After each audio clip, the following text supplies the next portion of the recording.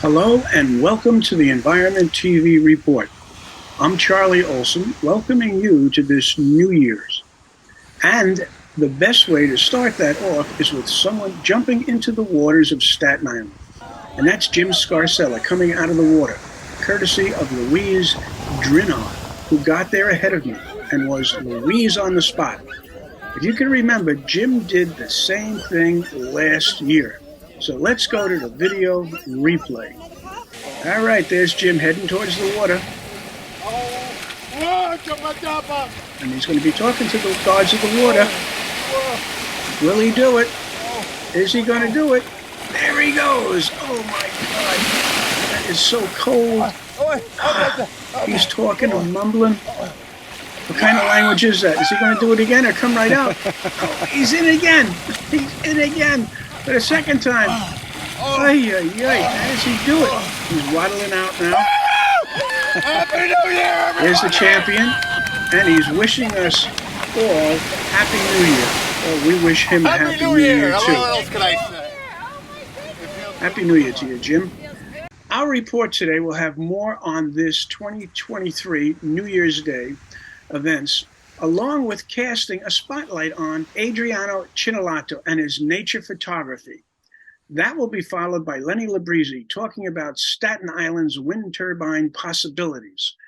We then meet John Garcia of the Serpentine Art and Nature Commons and end with a report interview with Mark Latour on America's continuing clean water struggle. We also will start using short spotlights between some of these reports, an idea that came about from a conversation with one of our viewers, Mary Bullock, of the Port Richmond Strong Civic Association. Thank you, Mary. But first, a question for our audience, which we will give the answer to at the end of the show. How many watts of energy from the sun land on our planet in an area, say 1 yard by 1 yard?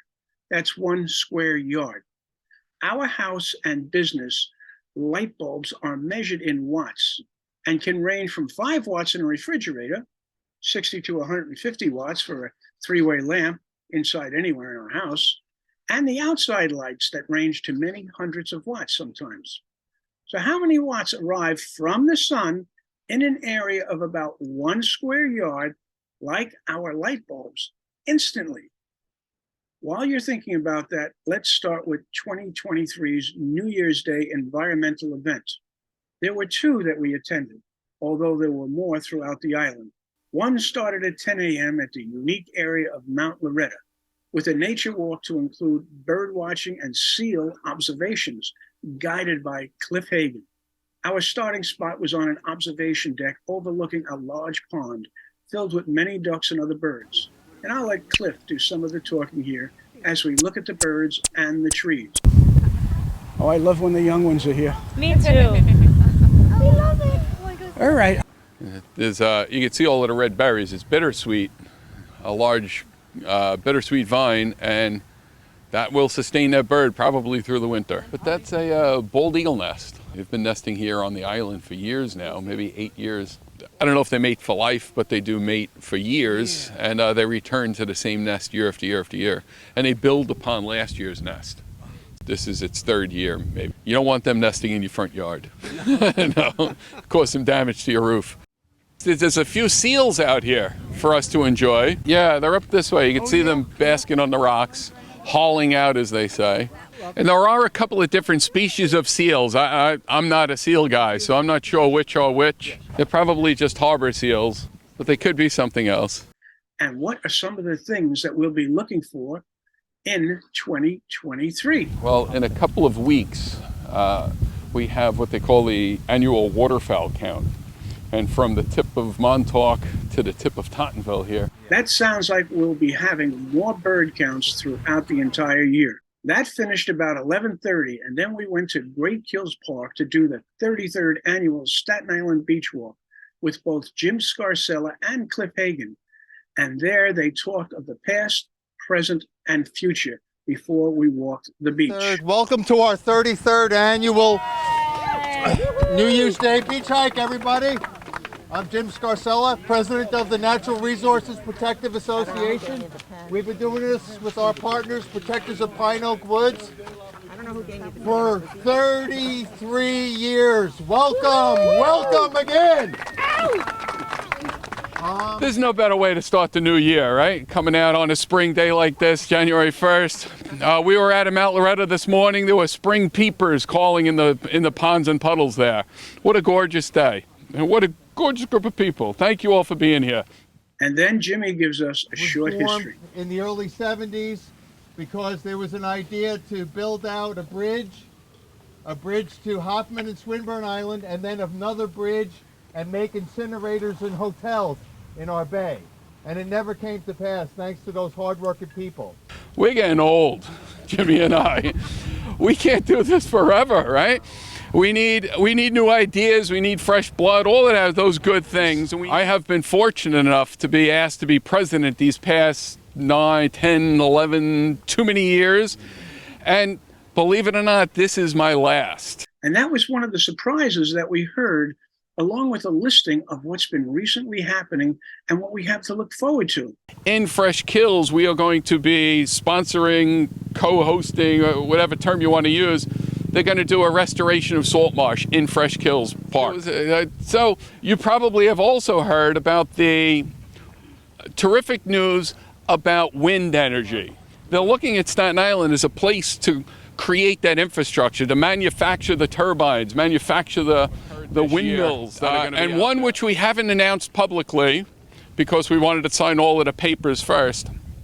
But earlier this year, the DEC reached out to Protectors of Pine Oak Woods. There's a few extra dollars to purchase and transfer some properties to parks, whether it's city parks or state parks, maybe even federal parks. So there we have it, some new things to look forward to, and the coming of the passing of the torch to a new generation of environmentalists. Going to any of these environmental events is a great way to start off the year or any morning. The Environment TV will be producing videos with a fuller story of these recent events and following up on what's been said herein. Hello, environmentalists. Just wanted to keep you updated on the hikes and other activities we have at Protectors of Pine Oak Woods here on Staten Island. We've got excellent hikes virtually every Saturday. We've got forest restoration workshops on a regular basis. 4 times a year we'll do a 10-mile hike through the Greenbelt, which is an enormous green area in the central part of Staten Island. Sometimes we'll do beach walks, we'll do owl prowls in the evening, butterfly counts in the summer.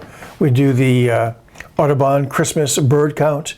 So take a look at our website, and these are all listed there, www.siprotectors.org, and we hope to see you on a hike or other activity quite soon. Thank you. Hi, I'm Charlie Olson at Environment TV, and I'm here at Fort Wadsworth in Staten Island with, how do I say your name now? Adriano Chinellato.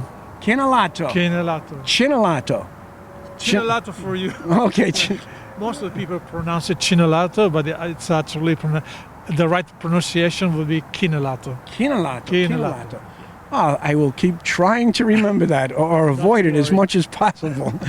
And we're here with Adriano, and he is a photographer.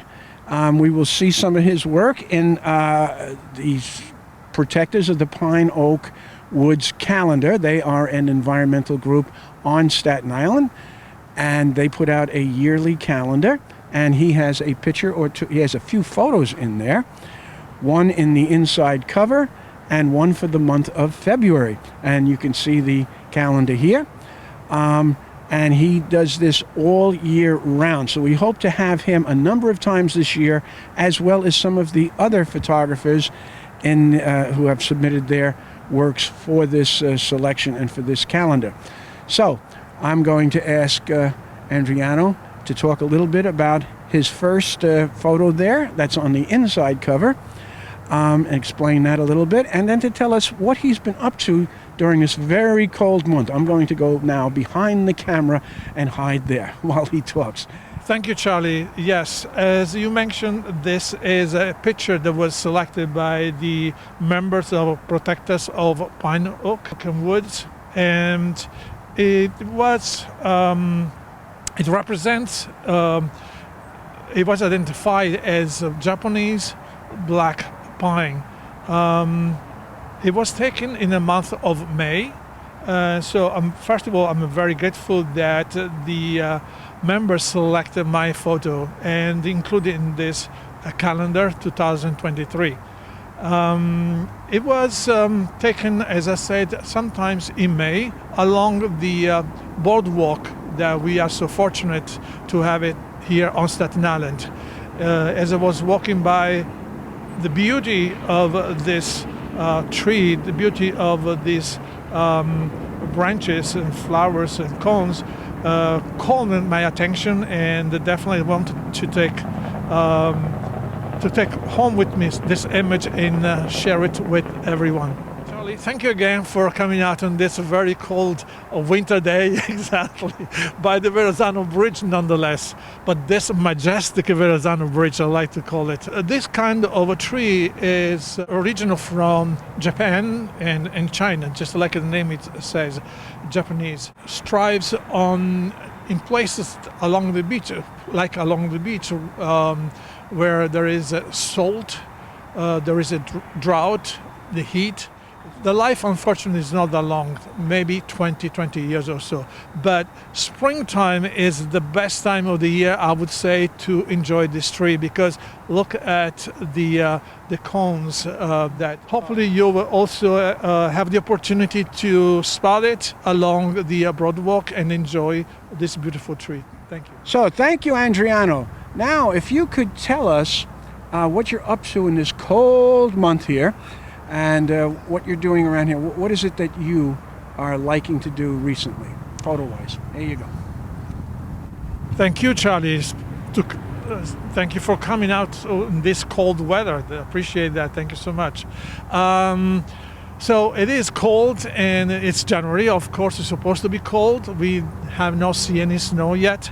So what we've been doing, well, one thing I always do, no matter what time of the year it is, what month it is, I like to go for walks,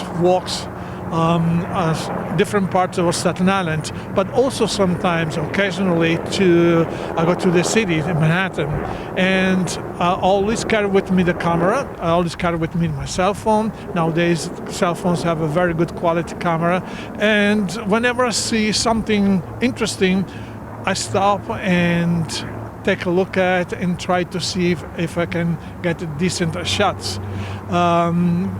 Recently, I was in Manhattan and I brought home with me some what I think interesting shots from what remain of the Christmas decorations around the city.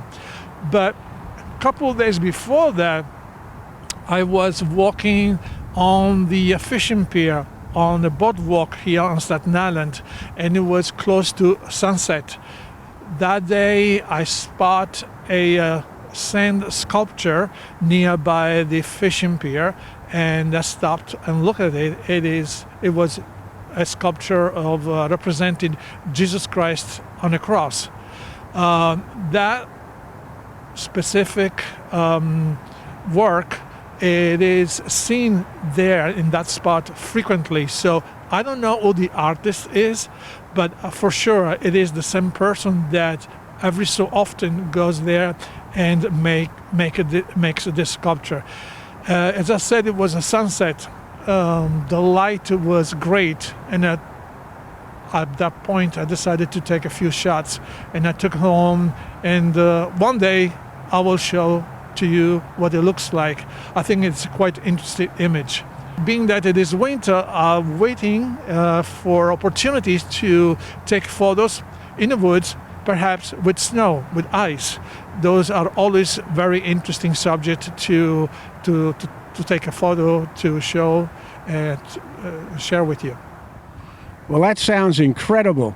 And I'm inviting you, and I'm hoping you take the invitation to put some of that together and show us, and we'll put a segment of that on Staten Island Cable and Manhattan Neighborhood Network and other places, and YouTube, because you have a lot of content, a lot of substance, a lot of talent, and that would be great to share with other people.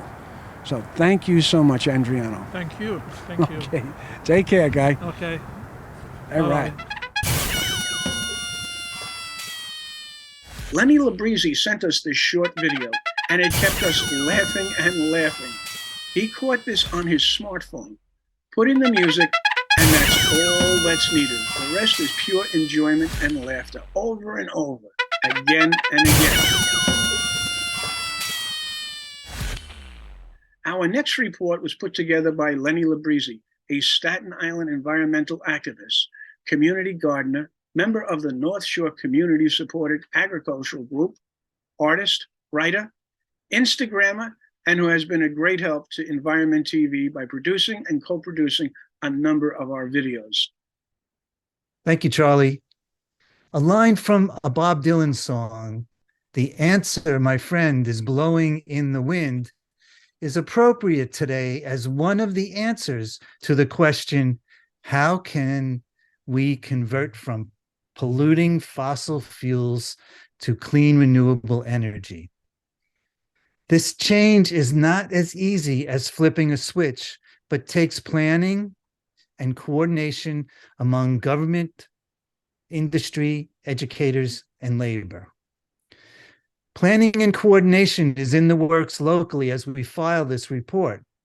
The federal government has leased offshore areas to companies who will install very large wind turbines offshore in the Atlantic Ocean.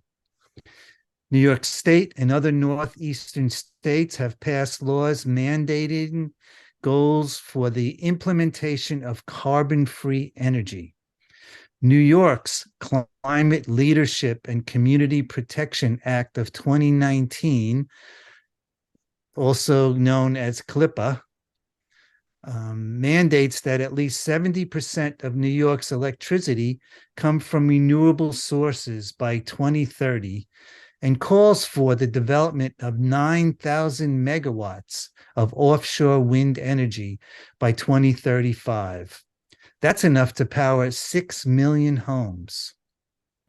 Fabrication sites are being planned in Sunset Park in Brooklyn, Paulsboro in New Jersey, and 2 sites on Staten Island, one in Rossville and one just below the Outer Bridge crossing. There is the potential for tens of thousands of new well-paid jobs being created to design, build, and maintain these wind turbines. Many of these jobs require training, and in order to meet that demand, the New York City Economic Development Corporation has funded training programs at 6 city university campuses. Included in the training is how to survive while working at sea.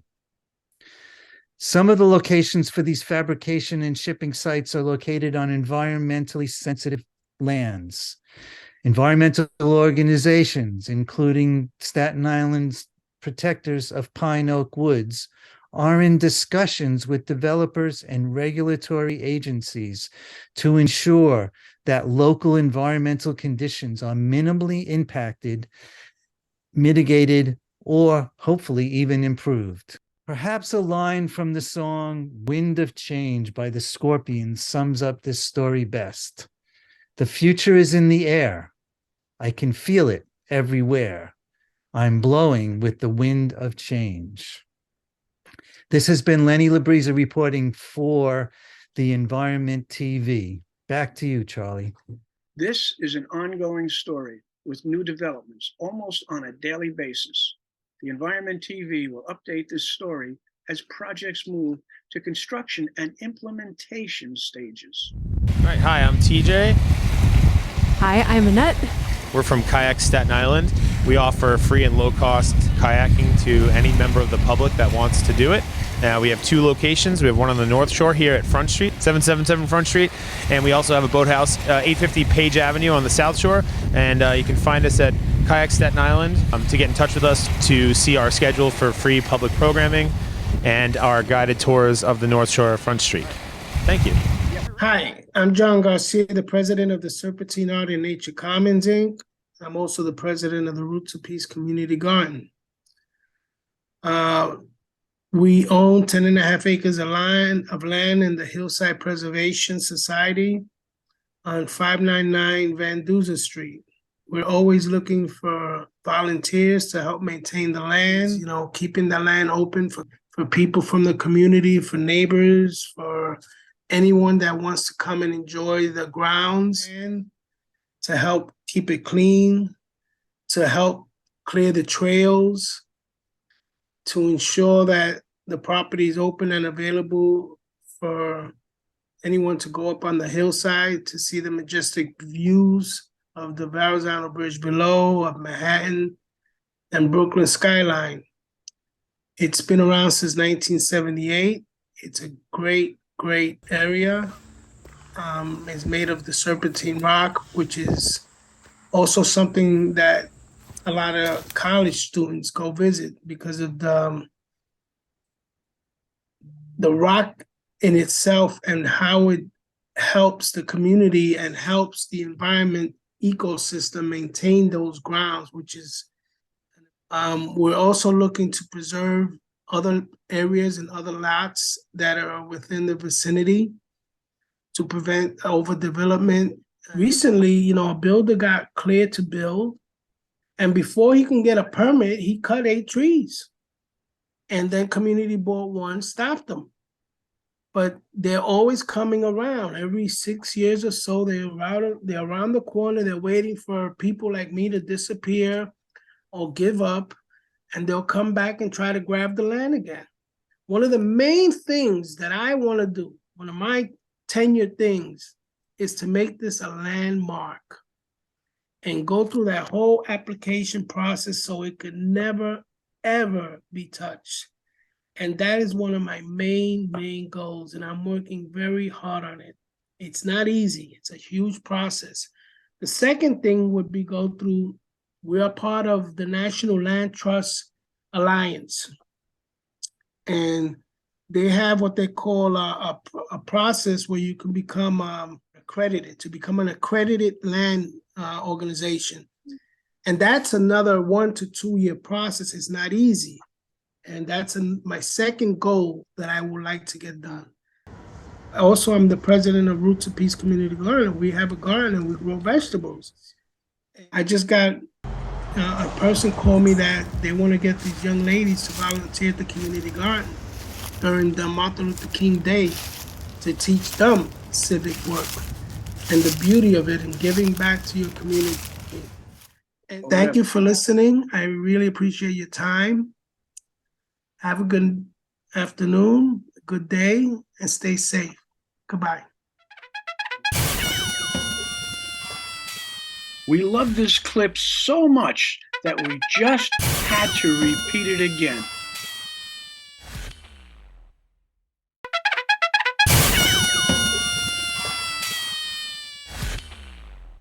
Our next report is by Mark Latour, a longtime environmentalist who specializes in land management.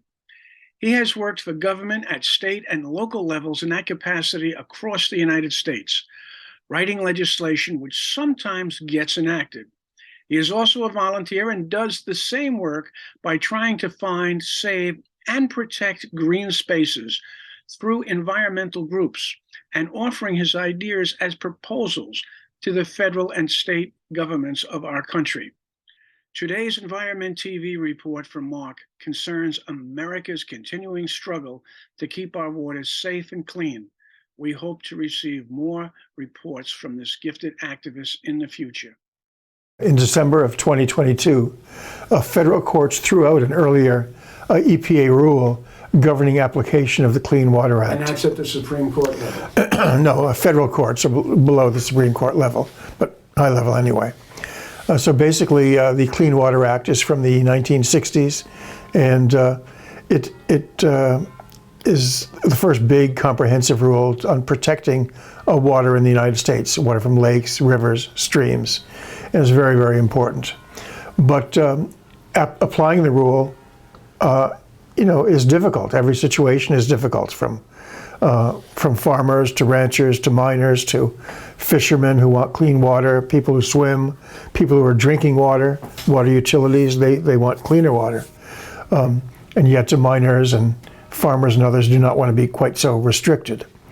So basically the EPA has finalized regulations to protect hundreds of thousands of streams, wetlands, and other waterways, repealing an earlier rule that the federal courts threw out. And environmentalists said it left left streams and lakes vulnerable to pollution. So the rule defines which waters of the United States are protected by the Clean Water Act and which are not protected. So for the decades, the term has been a flashpoint between environmental groups that wanted to broaden the limits on pollution and other groups such as farmers, ranchers, miners, builders, industry groups that want to loosen the regulations. This has been a back and forth over the decades, going through the courts, and now a new ruling has come from the EPA itself, based on what the Supreme Court or the other courts have said. That's right. In telling the EPA, hey, you're going too far, or this is not correct. So now the EPA has written some new rules, which they hope is going to protect the streams, and we're going to see if there's more pushback from that. Right. So the EPA is always looking for a rule that's clear, easy to define, that's durable, that lasts over time, and there's back and forth from various interest groups. So one of the important findings is that these small streams and lakes that flow into the bigger lakes, they're very important. So if you're polluting a tiny stream, it's still going to go into the larger river.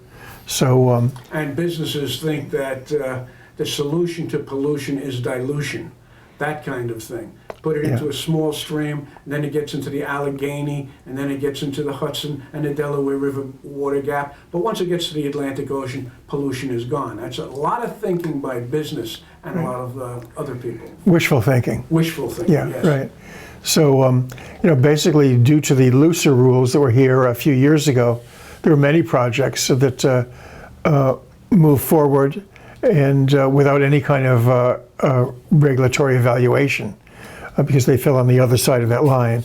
Now we're tightening that up just a little bit, and more projects are going to need review and possibly some mitigation measures to make sure the pollution that's coming out of the businesses is lower rather than higher. And you're in support of that new interpretation by the EPA? Oh, absolutely, yeah. And each you have to evaluate every situation, individually, because no two businesses are alike. And all industrial businesses pretty much have some sort of pollution associated with them. You don't want to make the rule so tight that you can overly constrain that business.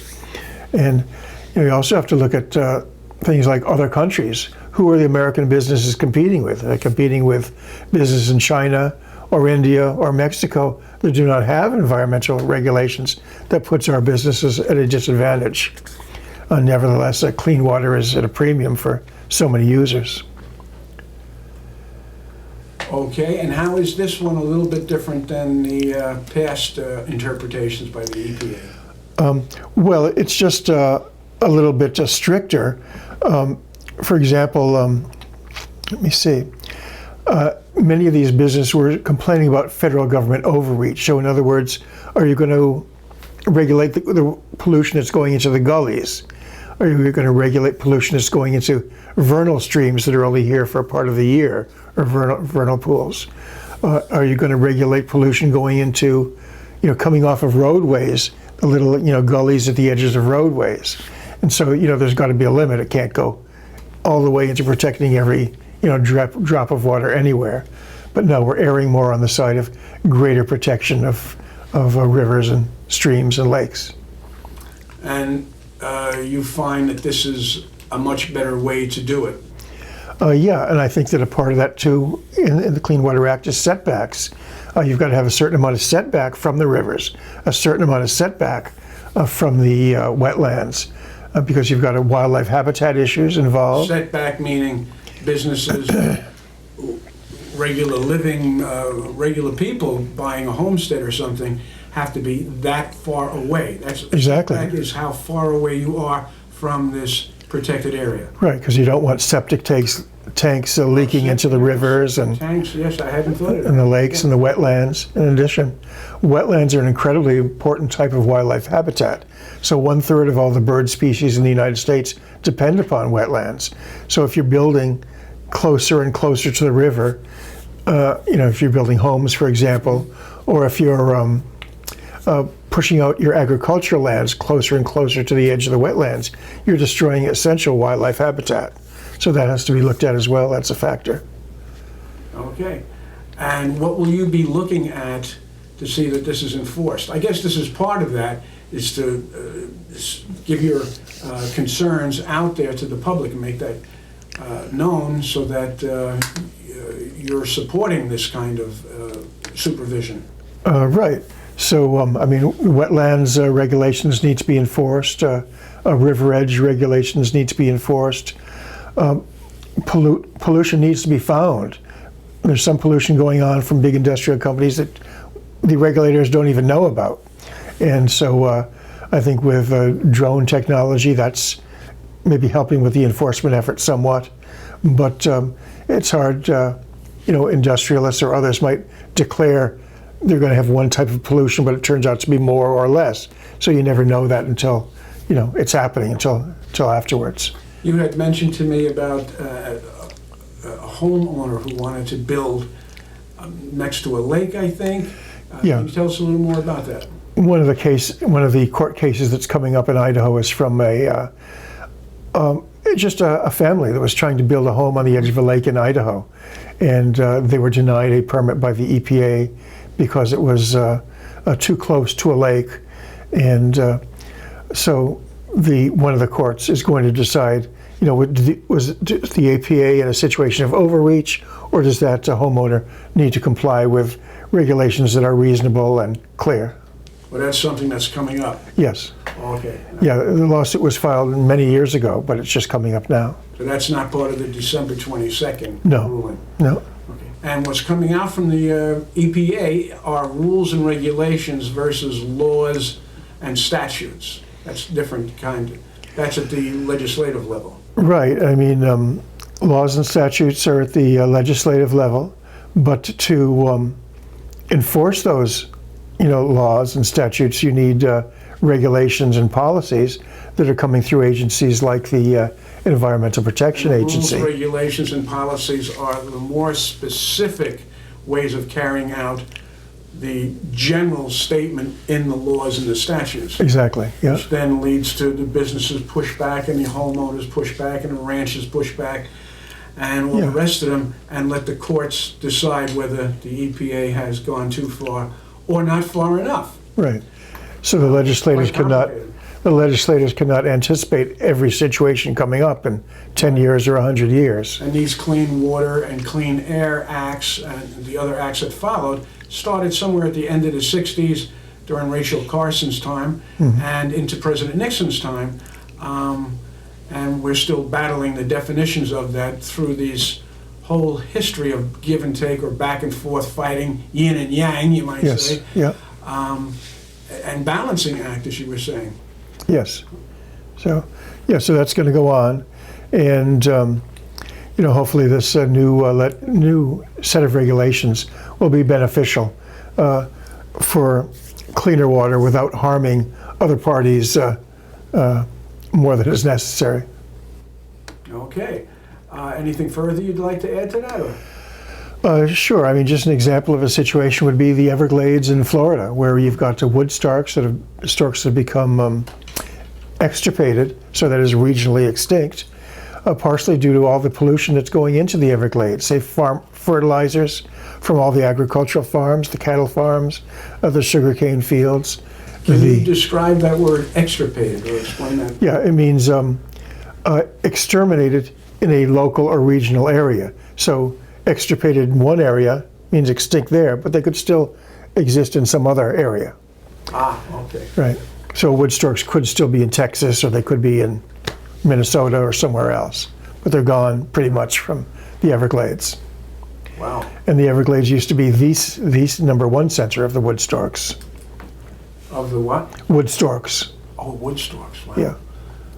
So even if you look at the manatee in the rivers in Florida, like the St. John River, they are having a terrible trouble surviving as the river becomes more and more polluted. So this is a wildlife survival issue as well as a human issue. Yeah. Well, thank you, and we look forward to hearing more from you concerning this. And Kate, okay, thank you so much. Yep. And that's our show. Thanks for watching. Whoops, I forgot. I nearly forgot. Yes, I have to give you the answer to this episode's question. Now, what was that? Oh, yeah. How many watts of energy does the sun send to us instantaneously? The answer is the sun sends us approximately 240 watts of energy instantaneously on an area measuring 1 square yard. That's 240 watts of energy, not per hour, not per day, or per week, or per month, year, decade, century, millennium, era, epoch, but constantly and instantly, just like our home light bulbs. We flip the switch and immediately there's the wattage, immediately there's the light. And it continues until we turn the switch off. So now we can say that's our report, and we hope that you'll join us for the next one. More so, we need to hear from you, the viewers. So please send us an email, contact us, and let us know what's on your environmental mind, as Mary Bullock did with her idea of doing spotlights. Until then, enjoy the nature that we live in and are part of. I'm Charlie Olson, host and producer for the Environment TV Report.